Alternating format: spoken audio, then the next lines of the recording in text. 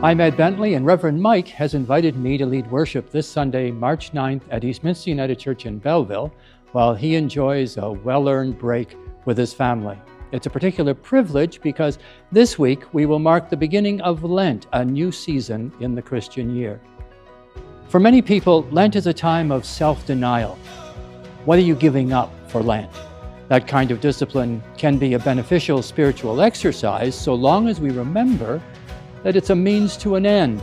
Sacrificing a pleasure matters if it helps us use these 40 days to reflect on our relationship with God, to focus on our own state of spiritual well-being.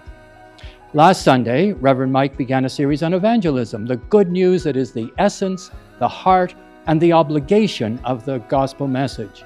As he said, before we can effectively share that good news with others, we need to own it for ourselves. And these 40 days offer a great opportunity to do just that. I'm here in the sanctuary because it's one of the places where I have the strongest sense of God's presence. But I can do it anywhere, even if I'm eating the chocolate I might have given up for Lent, so long as I am honest with myself and genuinely open to the presence of God.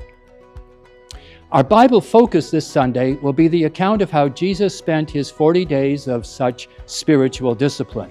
Before he began his public ministry, he went off by himself to think and plan and pray, to get as spiritually strong as possible before facing the ordeal that was about to begin. According to the story, during that wilderness experience, he was tormented by being taunted, tested, and tempted. This is a part of the good news that makes me feel particularly connected with Jesus because I know how it feels. I'm often taunted, tested, and tempted, and that's especially true these days when the world seems to be spinning in a kind of death spiral, like we're all caught up in a chaos of helplessness. If ever there was a time for good news, and here's the best news, we already know it.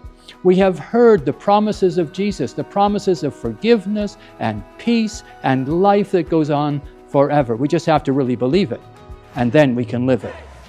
And that's what we'll be thinking and praying about this Sunday.